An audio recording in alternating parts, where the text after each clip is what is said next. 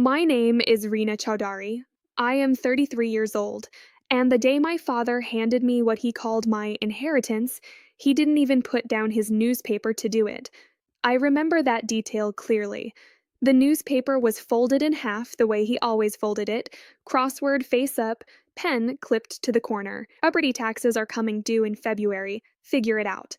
That was it. No explanation, no ceremony, no conversation about what I was supposed to do with 31 acres of eroded farmland in rural Tennessee that hadn't produced anything in 14 years. 3 weeks earlier, my brother Vikram had received his gift. My father had stood at the head of the table at a restaurant in Nashville, the kind of place with cloth napkins and a wine list in a leather folder, and raised a glass in front of 11 family members and announced that he was giving Vikram the commercial building on Fifth Avenue North that our family had owned since 1987. Retail space on the ground floor, 4 office units above it, fully leased, generating income from the day Vikram's name went on the deed. The building was appraised at just under $900,000. I found out the appraisal number later from a county record search I did alone at my kitchen table on a Tuesday night. Nobody told me. Nobody thought I needed to know. I opened the envelope my father had slid across to me. Inside was a property deed, a county tax notice for $1,800 due in 60 days, and a single printed page from an online real estate listing that someone had pulled up and printed without reading carefully. At the bottom of the listing, in small gray text, it said current agricultural value estimated at $80,000 to $90,000, depending on soil remediation costs. Soil remediation costs, meaning the land was so depleted it would cost money just to make it usable. My father had already gone back to his crossword by the time I looked up. I folded the papers back into the envelope. I said thank you. He nodded without raising his eyes. I drove home that evening with the envelope on the passenger seat. My hands were steady on the wheel, but something in my chest was doing the opposite of settling. I kept thinking about Vikram at that restaurant, about my father's glass raised, about the way my mother had cried happy tears, about how everyone at the table had applauded like they were witnessing something historic, about how my father had looked at Vikram that night with a pride so uncomplicated it was almost painful to be in the same room with it. And then I thought about a crossword puzzle and a newspaper that hadn't moved.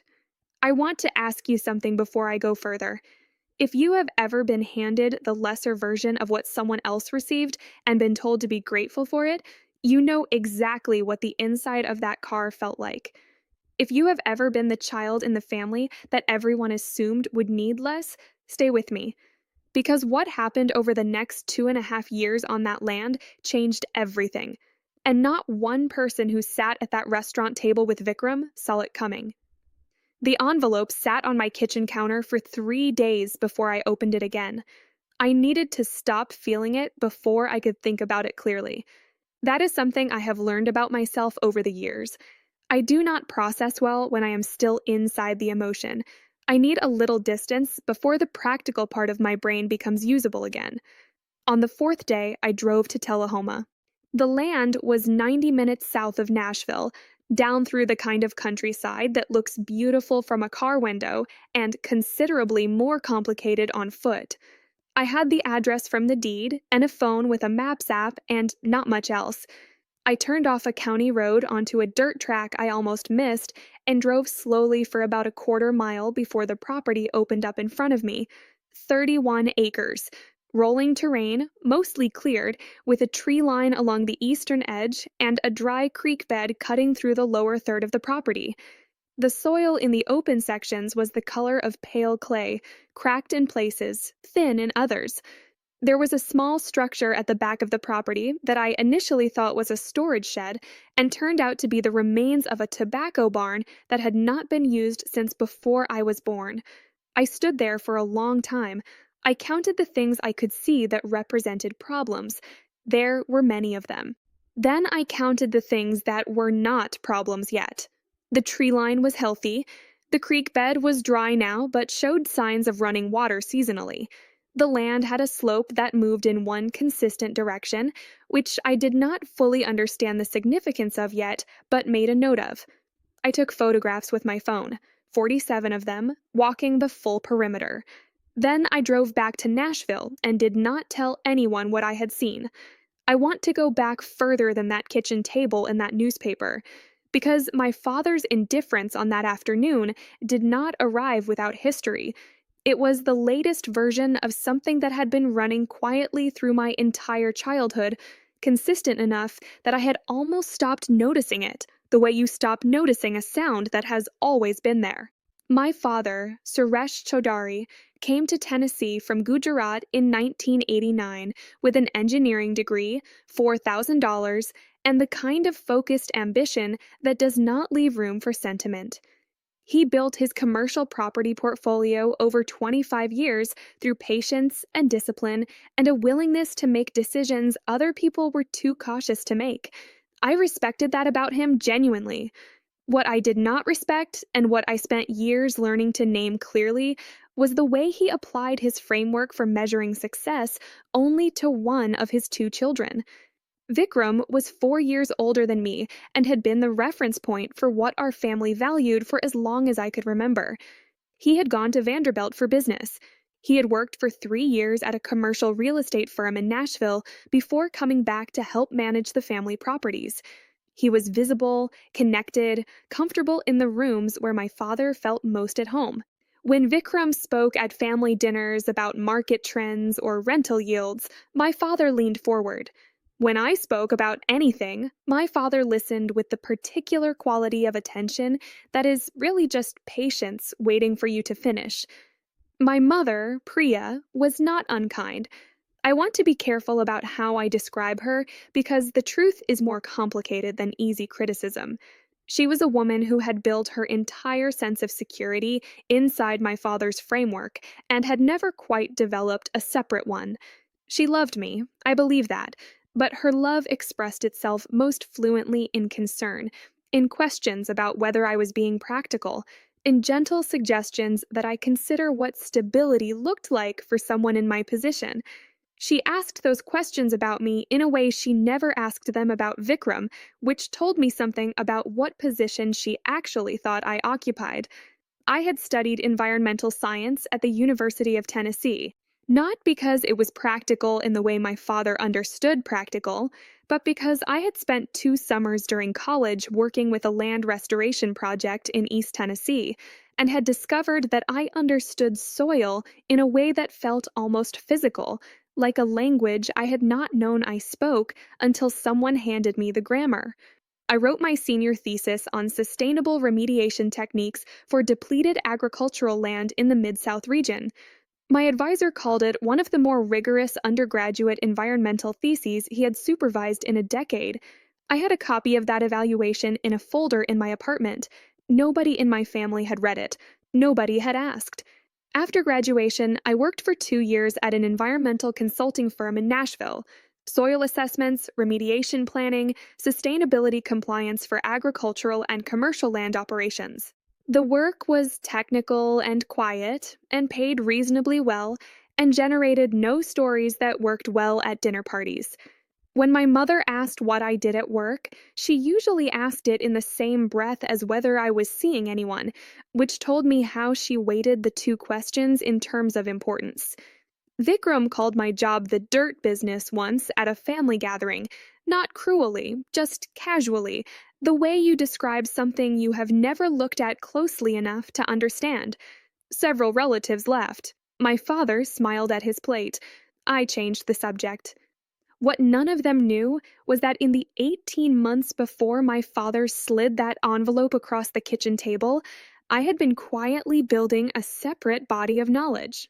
I had been studying small-scale specialty crop operations across the Mid-South, attending agricultural extension workshops, talking to farmers at county extension offices in 4 different Tennessee counties, and spending my own money on soil science courses through an online university program that I completed at 6 in the morning before work 3 days a week.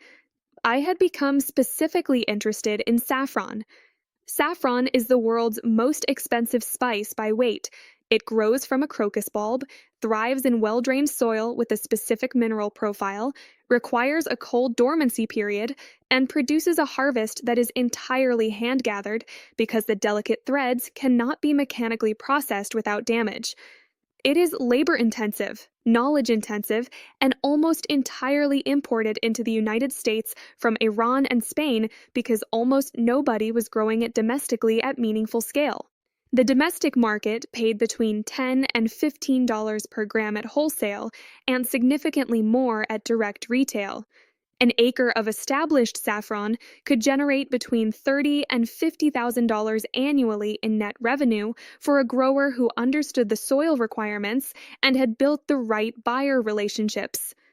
I had been sitting with that information for 14 months before my father handed me 31 acres of depleted Tennessee clay. I drove back to Tullahoma the following Saturday with a soil testing kit, a notebook, and a thermos of coffee. I spent 6 hours walking the property in a systematic grid pattern, taking samples at 40-meter intervals, recording drainage observations, measuring slope angles with a phone app, and photographing the soil profile at each sample point. By the time I drove home that evening, my notebook had 23 pages of handwritten observations, and my truck bed had 16 labeled soil sample jars. I sent the samples to a private agricultural laboratory in Knoxville. The results came back 12 days later. I read them at my kitchen table on a Thursday evening with the same care I had given my father's envelope, slowly, line by line, making notes in the margins. The news was not uniformly good. The soil was depleted in exactly the ways the listing had suggested: low organic matter, compromised nitrogen cycling, evidence of decades of poor drainage management. But there were two things in that report that made me sit up straighter. The mineral profile in the upper eastern section of the property showed a calcium and potassium ratio that was naturally close to ideal for crocus cultivation. And the slope I had noted on my first visit moved in a direction that, with modest grading work, would create exactly the drainage pattern that saffron bulbs required to avoid root rot during wet seasons. The land my father had handed me because he thought it could not be ruined was, in the right section with the right preparation, potentially some of the most naturally suited saffron ground in Middle Tennessee. I closed the laboratory report. I sat very still for a moment. Then I opened my laptop and started building a cost model. The family did not call to ask how the land was going. Not in October, not in November, not across the holidays. Vikram texted me once in December to ask if I had figured out what I was doing with the Tullahoma property. I told him I was working on it. He replied, "Good luck with that," and sent a photograph from a holiday party at the commercial building my father had given him, the one with the leased retail space and the 4 office units above it, decorated with lights, full of people in nice clothing. I looked at the photograph for a moment. Then I put my phone face down and went back to my cost model. I had a plan. What I did not have yet was the money to begin it. The cost model I had built was honest in a way that was uncomfortable to sit with. To prepare the eastern section of the property properly, grade the drainage correctly, amend the soil with the organic matter it was missing, and purchase enough saffron corms for a meaningful first planting, I needed somewhere between $14,000 and $18,000. I had $9,200 in savings. The gap between what I had and what I needed was not enormous in the abstract, but it was the kind of gap that feels very large when you are doing it alone and nobody around you believes the project is real. I did not ask my father. I want to be clear about that. Not because of pride exactly, but because I understood that asking him would require explaining the plan in enough detail that he could evaluate it, and I had watched him evaluate things I cared about enough times to know how that conversation would end. He would listen with that patient waiting quality. He would ask about revenue timelines. He would say something measured and discouraging that he would frame as practical. and I would leave that conversation smaller than I had entered it, which I could not afford right now. The plan needed to stay mine until it was ready to be seen. I contacted a woman named Greta Solis instead. I had met Greta 2 years earlier at an agricultural extension workshop in Murfreesboro, where she had given a presentation on small farm financing structures for specialty crops. She was 51, a former agricultural loan officer who now ran an independent farm business consulting practice out of an office in Cookeville. She had the manner of someone who had heard every version of a bad plan and could identify a good one inside of 3 minutes. I sent her my cost model, my soil laboratory report, my market research on domestic saffron pricing, and a summary of my educational and professional background before I called her. I wanted her to have read it before we spoke so the conversation could start at a real place rather than a sales pitch. She called me 2 days after I sent the materials. She did not open with pleasantries. She said, "Your soil data is solid, and your market analysis is conservative enough to be credible. The drainage grading estimate looks a little low to me. Have you gotten an actual contractor quote?" I told her I had not yet. She said, "Get 2 quotes before you finalize the model." Then she said, "There are 3 USDA microloan programs that could cover the gap between your savings and your startup costs. I can walk you through which one fits your situation." We talked for 40 minutes. By the end of the call, I had a list of 7 things to do in the next 3 weeks and a follow-up meeting scheduled for the first week of February. I felt something after that call that I had not felt in the context of this project until that moment. I felt like someone else had looked at it and found it credible, not promising in a vague way, specifically credible. I got 2 contractor quotes for the grading work. The lower one came in at $4,200, which was higher than my estimate, but not catastrophically so. I submitted a USDA microloan application in February with Greta's help. The application took 11 days to process. I was approved for $11,000 at a fixed rate of 3.75% over 7 years. Combined with my savings, I had just over $20,000 to work with. I began soil preparation in March. I hired a local grading contractor for the drainage work and spent 2 weekends moving amended compost material across the upper eastern section by hand with a rented tiller. My arms hurt in a specific way for about 10 days that I remember clearly because it was also the week my mother called to ask if I had thought about taking a position at a property management firm that a family friend was expanding. I told her I was working on something. She asked what. I said agricultural land development. She was quiet for a moment and then said, "In Tullahoma?" I said yes. She said, "That's a long way to commute." I told her I wasn't commuting, I was building. She said, "Well, be careful not to lose your savings on something that doesn't pan out." I said I would be careful. We talked for 4 more minutes about unrelated things, and then the call ended. I ordered 4,000 saffron corms from a specialty bulb supplier in Oregon in April.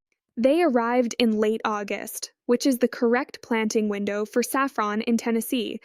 I planted every one of them myself over 3 consecutive weekends, on my knees in the eastern section of the property, working in rows spaced at the intervals the research specified, at the depth the soil temperature data suggested. By the end of the 3rd weekend, my knees were bruised and my hands had developed a callus pattern I had not had before, and the eastern acre and a half of that property was planted. I took a photograph of the finished rows before I drove home. Just one. I sent it to Greta. She replied, "Now you wait." I knew that. Saffron corms spend their first season establishing root systems. The flowers and the harvest would not come until the following autumn at the earliest. I had planted something that would ask me to be patient for 14 months before it showed me anything. That winter, I worked. Not on the land, which needed to rest, but on everything around it. I built a website. I researched direct-to-consumer pricing for domestic saffron and found that small specialty food buyers, high-end restaurant groups, Artisan spice retailers and direct online customers were paying between $22 and $30 per gram for verified domestic product, roughly double the wholesale floor I had been modeling against. I began making contact with specialty food buyers in Nashville and Memphis, not selling yet, just introducing, letting people know something was coming. I also registered the business properly, a limited liability company I named Stone Creek Saffron, after the dry creek bed that ran through the lower section of the property. I filed in November. I did not tell my family. The registration was a matter of public record, but nobody in my family was looking. Then, in late January of the following year, two things happened within the same week that changed the shape of everything. The first was a message through my business website contact form from a food editor at a regional lifestyle publication called Tennessee Table. She had seen a brief mention of domestic saffron cultivation in a national food industry newsletter and was looking for a Tennessee-based grower to feature in their spring agricultural issue. She asked if I would be willing to speak with her. I read the message 3 times. Then I wrote back the same evening and said yes. The second thing was a phone call from my mother on a Thursday night. She sounded careful in the way she sounds when she has agreed to deliver a message she did not write. She said that Vikram had run into some difficulties with the Fifth Avenue building, that 2 of the 4 office tenants had not renewed their leases, and that the ground floor retail tenant had given notice. She said the property was now generating significantly less income than it had been, and that Vikram was finding the mortgage payments difficult to manage without the full rental income. She said, "Your father is very stressed, and we were wondering, since your land doesn't seem to be producing anything yet, whether you might consider some kind of arrangement where Vikram could use it as collateral for a refinancing loan." I held the phone still for a moment. Collateral. They wanted to use my land to secure Vikram's refinancing. I asked my mother what kind of arrangement she meant specifically. She said she wasn't sure of the details, that my father and Vikram could explain it better, that it was just a thought. I told her I would need to think about it. She said, of course, take your time, and her voice had the particular relief of someone who has delivered difficult news and found it received without immediate explosion. I put the phone down. I sat at my kitchen table for a long time. Then I opened my laptop and wrote back to the food editor at Tennessee Table. I told her I would love to be featured. I told her the harvest was coming in approximately 8 months and that I would be happy to arrange a site visit before then if she wanted to see the operation in its growing phase. She replied the following morning. She said a site visit would be wonderful and asked if we could schedule something for late spring. I confirmed the date. Then I called Greta. I told her about my family's request. She was quiet for exactly the right amount of time before she spoke.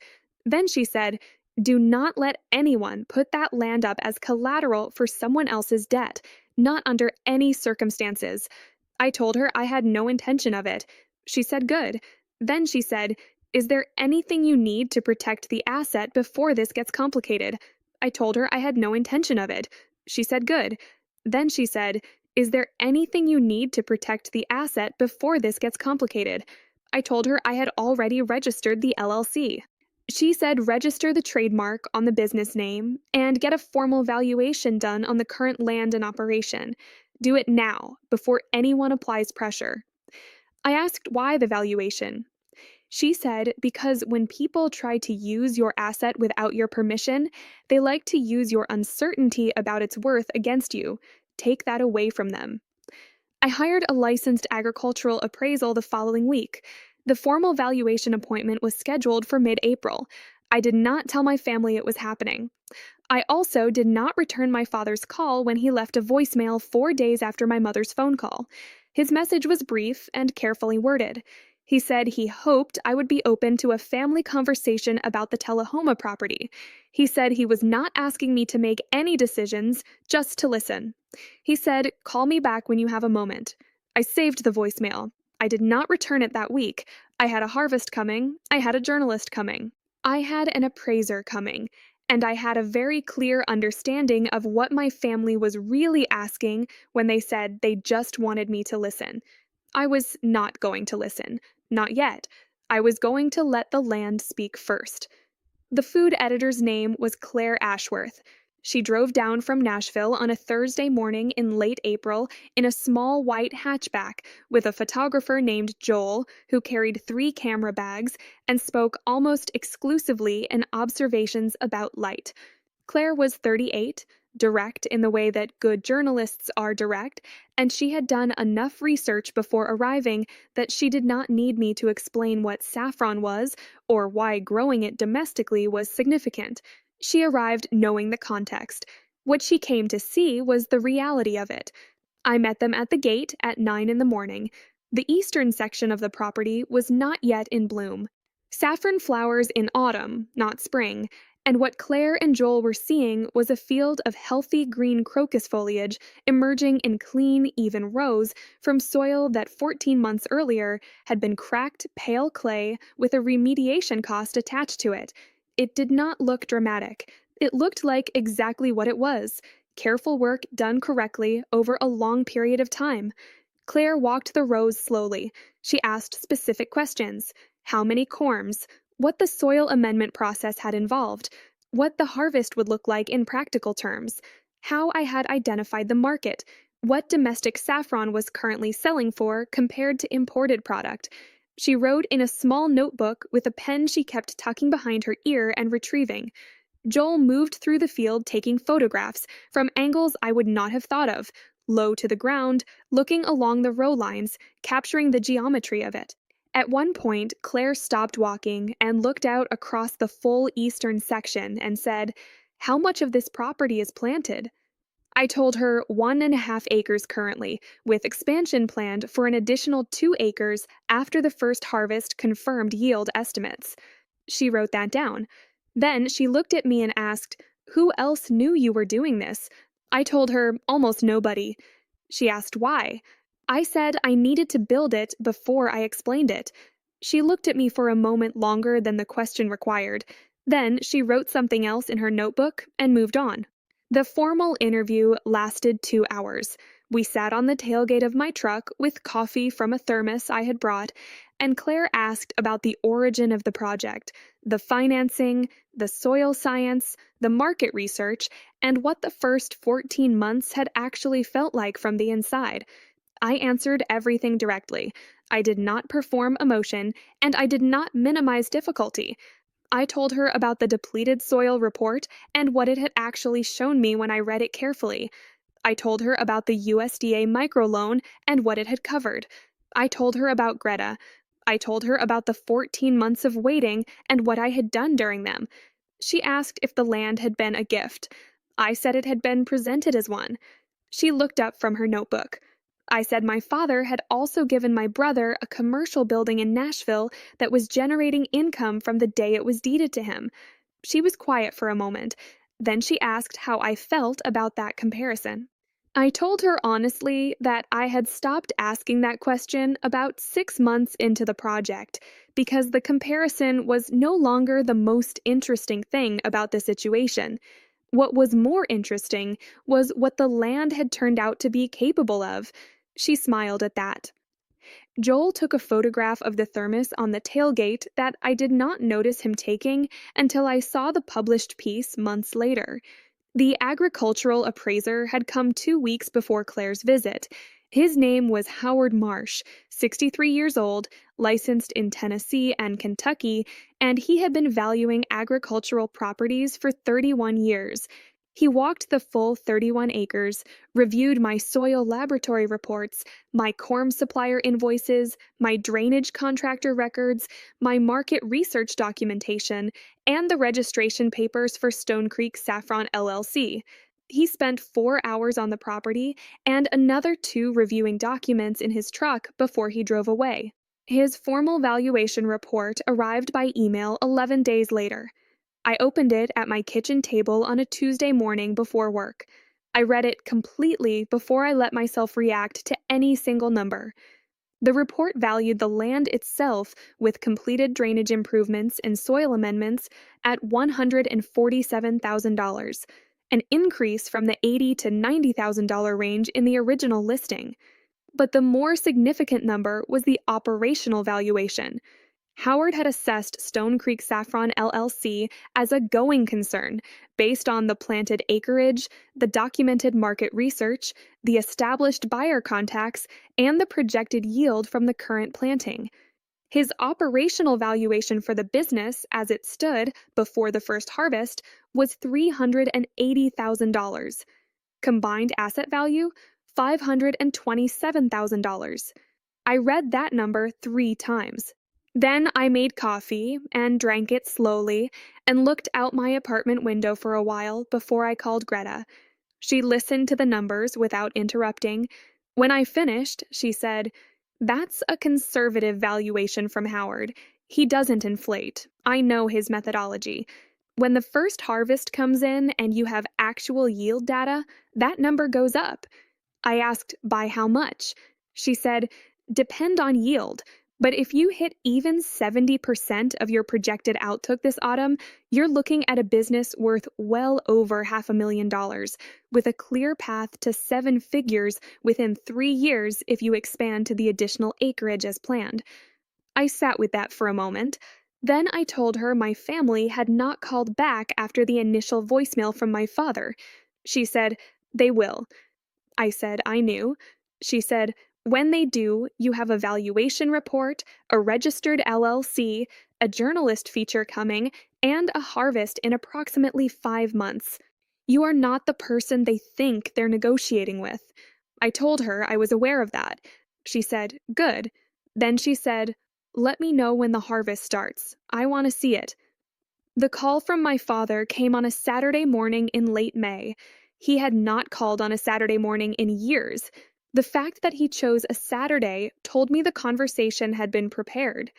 He asked how I was, which he almost never opened with.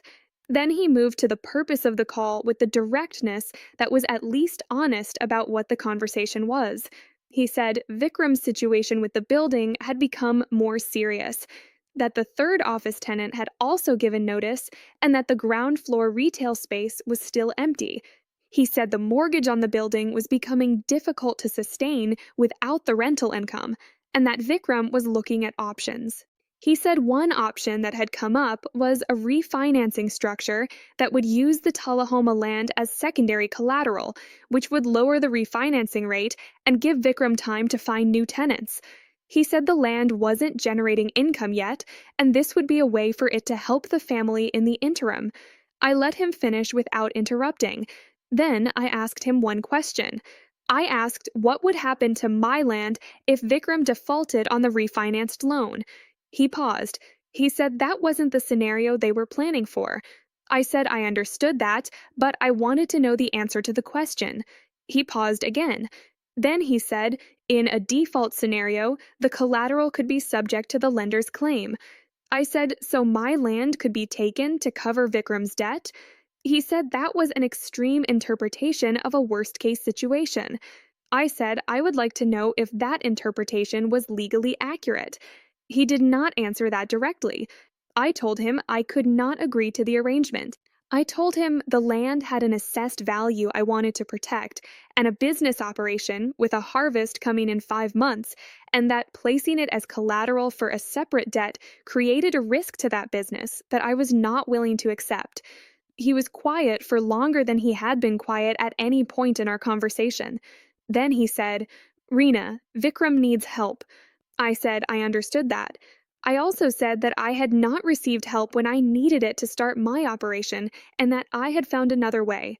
I said I believed Vikram could also find another way. I did not raise my voice. I did not list grievances. I said what was true, and then I waited. My father said he was disappointed.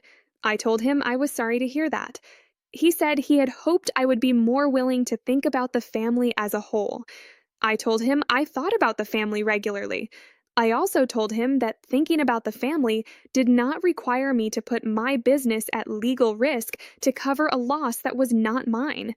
The call ended shortly after. My mother called 2 hours later. Her approach was softer and in some ways harder to sit through because it was wrapped in the language of relationship rather than finance. She said she hoped I would reconsider. She said Vikram was struggling and that it was painful to watch. She said family helped family. I told her I agreed with that principle and that I had not received that kind of help at the beginning of my own project. She said that was different. I asked how. She said Vikram's situation was more urgent. I said urgency was not the same as deserving, and that my situation had also been urgent in ways nobody had been present enough to notice.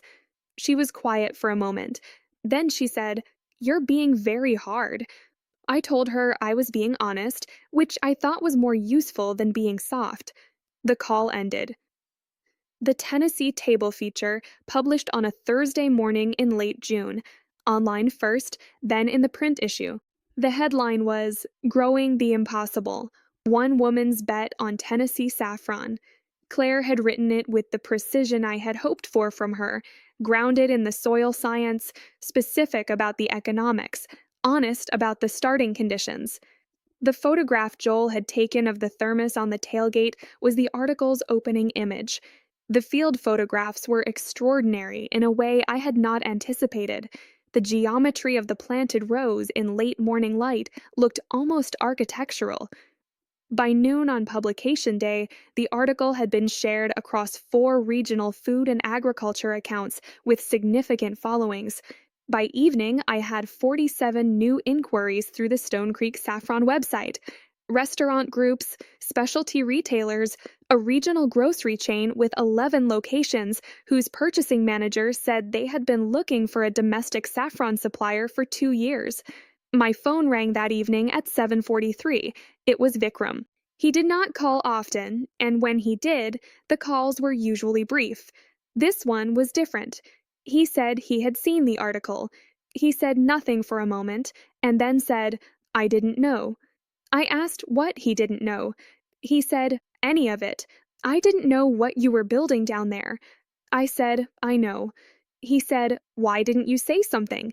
I told him I had tried, once, in December, and that he had replied with "good luck with that," and sent a photograph from a party at the building Dad gave him.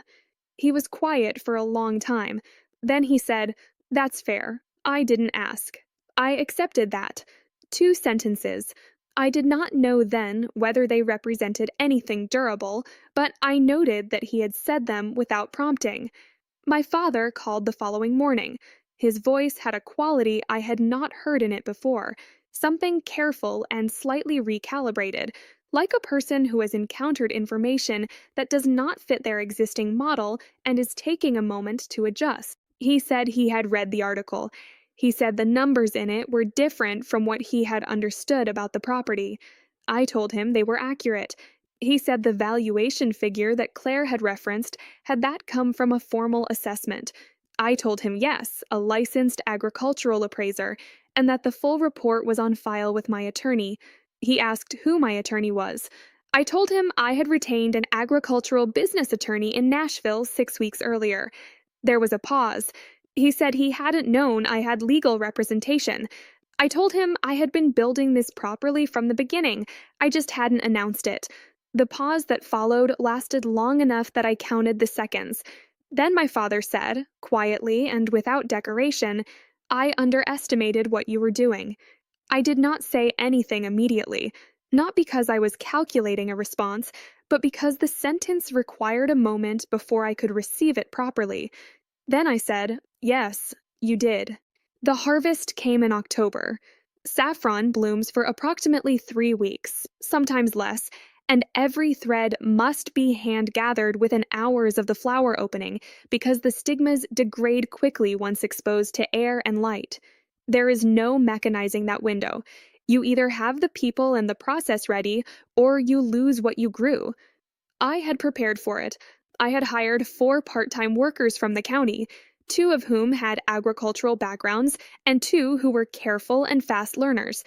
Greta drove down from Cookville on the first morning of bloom and worked alongside us for 6 hours without being asked. The weather held. 3 consecutive weeks of cool, dry mornings, which is exactly what saffron requires during harvest. I had spent 14 months waiting for those 3 weeks, and when they arrived, they felt both longer and shorter than I had expected, the way significant things often do. By the end of the harvest, I had gathered and processed 6.4 kilograms of dried saffron threads from the 1.5 acre planting. That was above my projected yield, not dramatically above, but meaningfully so. Greta looked at the final weight recorded in my harvest log and said, "Your soil work paid off. That's a strong first yield for this region." I drove back to my apartment on the last evening of harvest with the processed saffron in sealed archival jars packed in a cooler on the passenger seat. I was tired in a specific total body way that I had not experienced before. I ate leftover rice standing at my kitchen counter and went to bed before 9 o'clock. The following morning, I started fulfilling orders. The regional grocery chain took 1 kilogram at $24 per gram, which came to $24,000 for a single buyer. The restaurant groups and specialty retailers absorbed another 3 kilograms between them at varying price points, averaging $26 per gram. The remaining 2.4 kilograms sold through the Stone Creek Saffron website over the following 6 weeks, largely to customers who had found the business through the Tennessee Table article and had been waiting for the harvest to become available. Total first harvest revenue came to $161,000. After operating costs, loan repayment, worker wages, and the agricultural attorney's fees for the year, net income for the first full operational year was $88,000. I did the math 3 times because the first 2 times I did not fully believe it. I called Greta on a Thursday morning in December to go through the final numbers with her. When I read her the net figure, she said, "That's year 1. With the additional 2 acres planted next spring and your buyer relationships established, year 3 projection is somewhere between 300 and 400,000 net." I asked her to say that again more slowly. She did. Then she said, "You built this correctly, Rena, from the ground up and in the right order." I thanked her. She said, "Don't thank me. I gave you a loan program and a referral for an appraiser. You did the rest." The family's response to the harvest revenue, when it became known, arrived in the pattern I had come to expect from them. Gradually, then in a way that required management. My mother called first. She had apparently seen a social media post from a Nashville food account that had reshared one of my harvest photographs with the caption, "Tennessee saffron is officially here, and it's extraordinary." My mother's call came at 8:40 in the morning, and her voice had the quality of someone who had been up earlier than usual processing something. She said she had seen that people were talking about the farm. She said it looked like things were going very well. I said they were.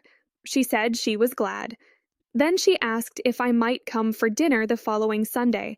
I told her I would think about it. She called again 2 days later and asked the same question with slightly more warmth in it. I told her I would come in December.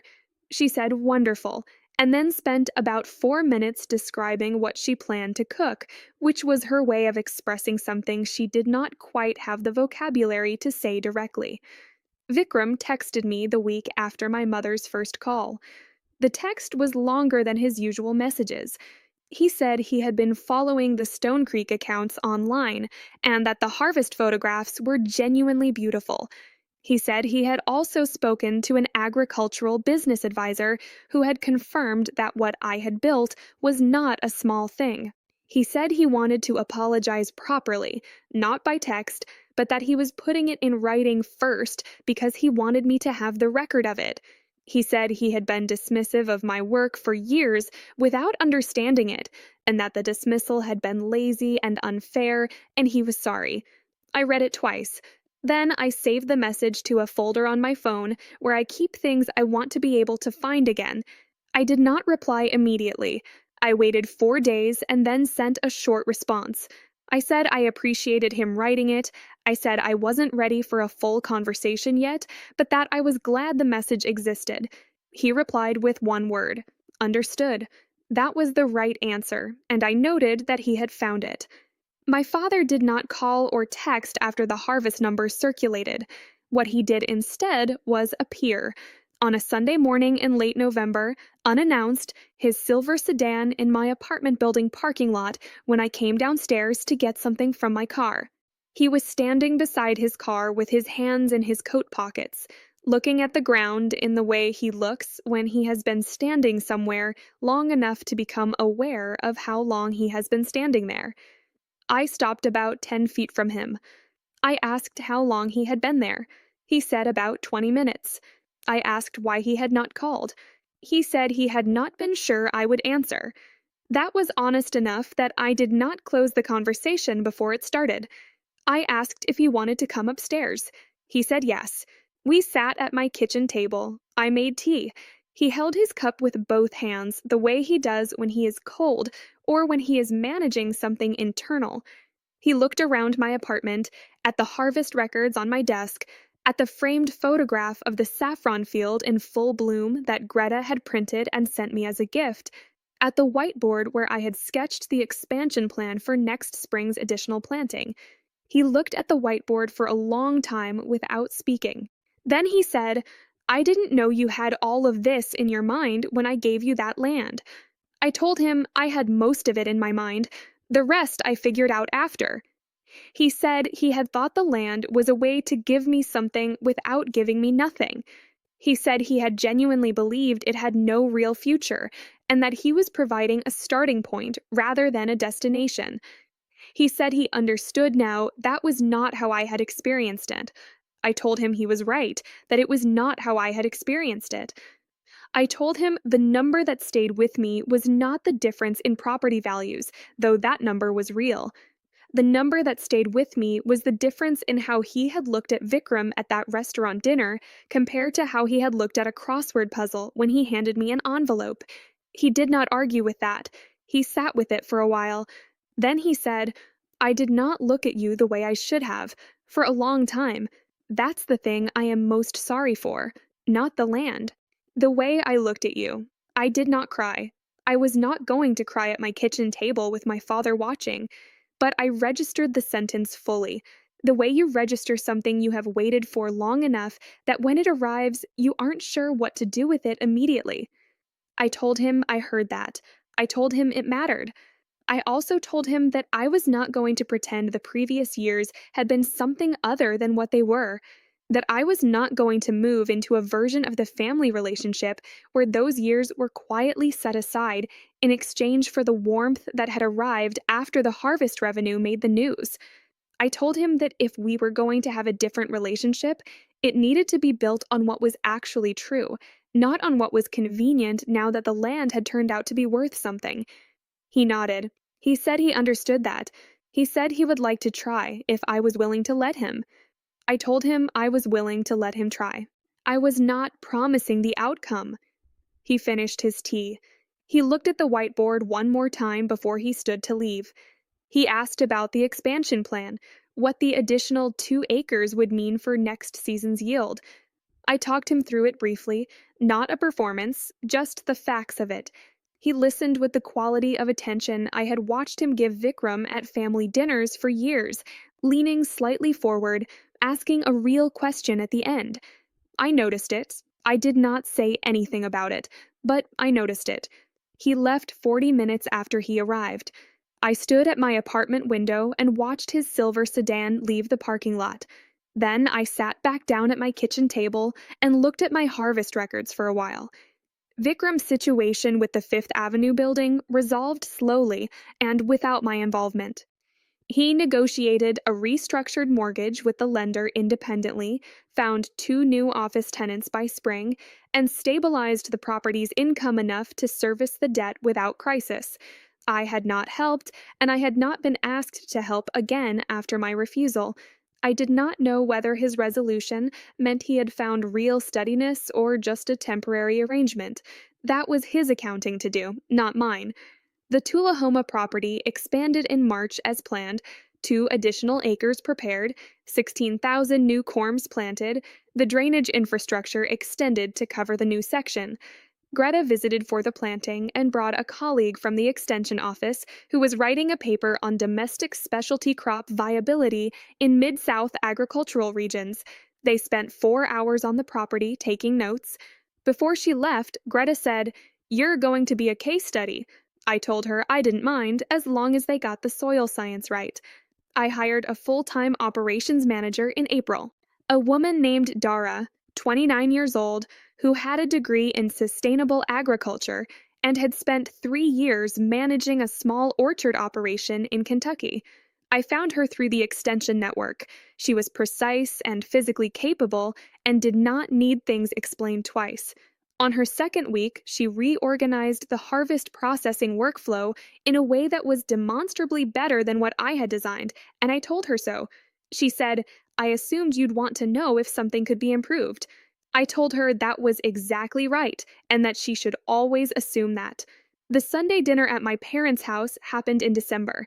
It was the first time I had been there in almost 8 months. My mother had cooked more food than 4 people could manage, which is how she handles anxiety, and the table was set with the good plates, which told me she had been preparing for this for at least a day. Vikram came. He arrived after me, and when he walked in, he looked at me across the room and gave a small nod that carried more meaning than most of our conversations over the previous 5 years had carried. I nodded back. We did not hug. We did not have a moment. We sat at the table and ate my mother's food and talked about things that were adjacent to the real things without quite being the real things, which was probably the correct pace for where we actually were. My father asked about the spring planting at one point, not with the performing quality of someone trying to demonstrate interest, just a question, flat and direct the way his questions always were. I answered it the same way. My mother listened without fully understanding the agricultural details, but with an attention that felt genuine rather than polite. At one point she said, "You really know what you're talking about," as though this were a surprise. I told her I had been studying it for a long time. She said, "I didn't know that." I said, "I know you didn't." She looked at her plate for a moment.